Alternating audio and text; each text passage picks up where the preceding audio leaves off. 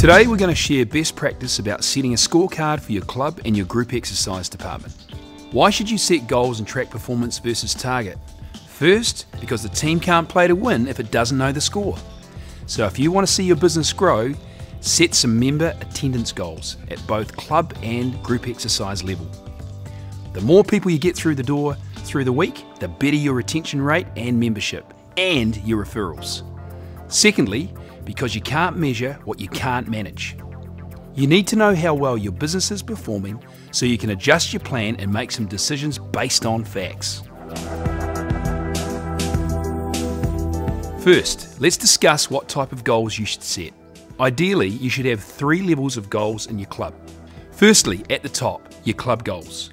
For long-term success, it's essential you set 2 types of club goals: profit and member targets, with the overall goal being to combine financial and cost efficiency with quality service and club experience. We've seen clubs achieve member targets, but they've spent too much money to do so. Conversely, some clubs have made fantastic profits essentially through deferred maintenance and low service and staff levels, which usually doesn't last long as the retention rate and word of mouth are terrible. With your member targets, this is what we recommend you use. Membership size, and more specifically a club capacity target. With our clubs in New Zealand, our goal is 2.2 members per square metre or 10.5 square feet. The second key indicator to focus on is attendance. Club attendance per week and average number of visits per member per week.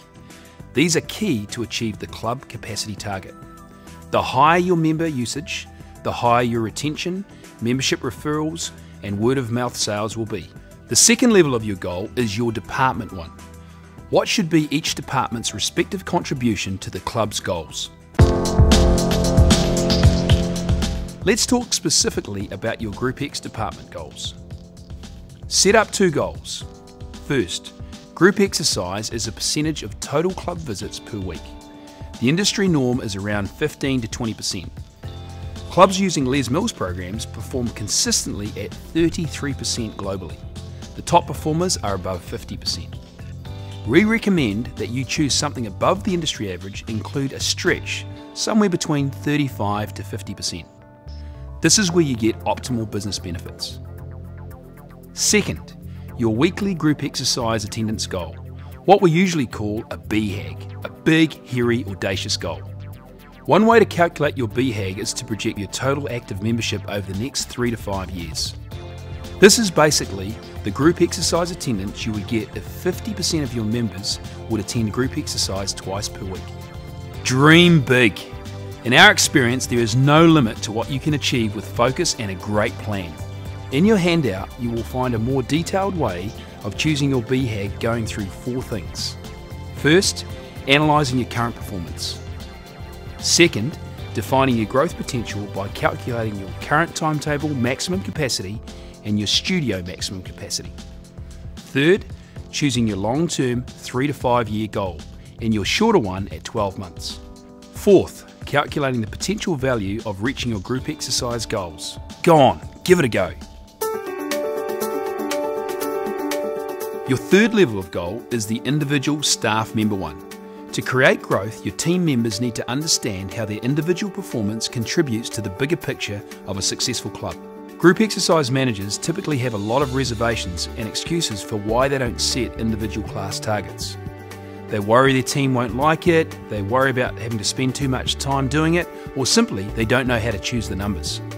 All of these are fair, and yes, for some of you, there are significant challenges to face. But as the group exercise manager in your facility, your role is to lead.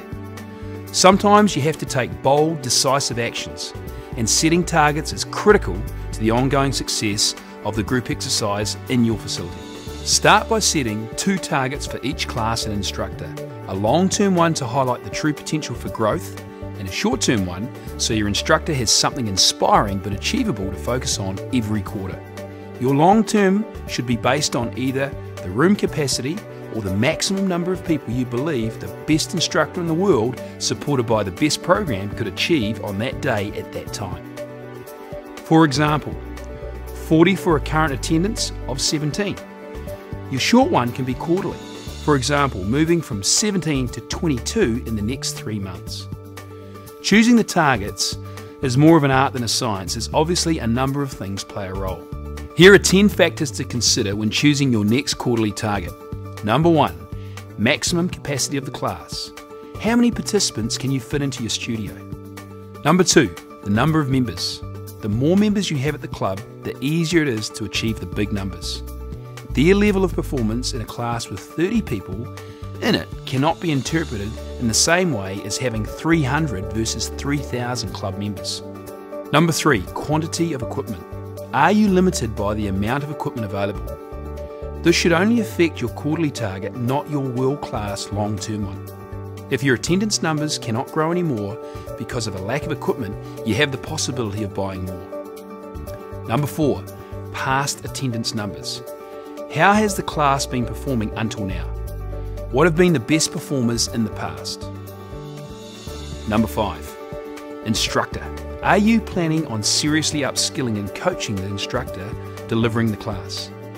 Are you planning on replacing the instructor delivering the class to a much more popular one? Number 6, program. Some programs are offered as specialty or service programs for members, and therefore the attendance expectation are not as high, which is fine if no more than 20% of your timetable go to that type of programs. 7, time of day. It's harder to attract capacity crowds at off-peak times. A great question to ask yourself is, if I had the very best instructor teaching the best program at this time, how many people would show up? Number 8, day of the week. For example, Friday is often slower than Monday or Thursdays, and weekends, they have their own attendance dynamics. Number 9, season. Check your past year's numbers to get an idea of the influence of seasons on your numbers. Number 10, marketing actions. Are you going to have any specific marketing actions which might affect the numbers? For example, free RPM month, or bring a friend month for body pump. So obviously, setting targets requires use of historical data, previous experience and entrepreneurship. Check your handouts for some of the real examples of setting class targets and which of the factors were considered in choosing a new target. Now try setting up your own BHAG and the club-specific class targets. One more tip to help you when implementing it for the first time, and a way to avoid conflicts with the instructors, is to actually involve them in the process. You can sit down with each of them and explain the new system to provide clarity on what they have to focus on. Discuss with them the numbers you should be aiming for. You'll most likely get a better buy-in. In your handout, you will find a frame and some script examples you can use as a guide. So we are done with setting the goals, club, group exercise department and individual class targets. Now you need to start counting and filling up the class attendance numbers in a weekly spreadsheet or in software such as Les Mills Club Count. Do it. This will allow you to produce some reports every month and every quarter. Obviously, you could measure and report on hundreds of group exercise key performance indicators.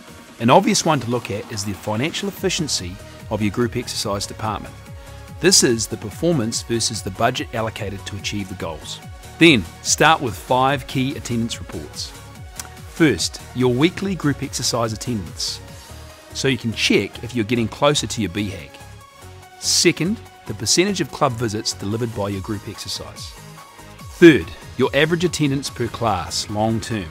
It should be as close as possible to your room capacity. Fourth, the individual class performance. You can rank them both by attendance and by cost per head according to your preferences. To calculate the class cost per head, simply divide the wages of your instructor by the attendance of the class. We suggest you only communicate the cost per head to your upper management. Fifth, the individual program performance. Rank them by total program attendance and by average class attendance per program, so you know what you should offer more or less of in your next timetable change. Best practice suggests you look at these 5 key performance indicators every month and every quarter. They will help you identify opportunities for growth, which is the real value of the data in the reports. Here you go. Now all you have to do is implement a scorecard in your club, which means doing 4 things. First, setting and communicating on 3 levels of goals: club, group exercise and individual class target levels, so each instructor knows what their personal goals are and the performance benchmark. Second, counting classes. Third, filling up the data in a reporting tool every week and publishing reports on at least 5 key performance indicators, so you can track performance versus targets and adjust your plan accordingly. Fourth, communicating the results to the team regularly, at least every quarter, and agree on an action plan for growth, at team and at individual levels. Good luck.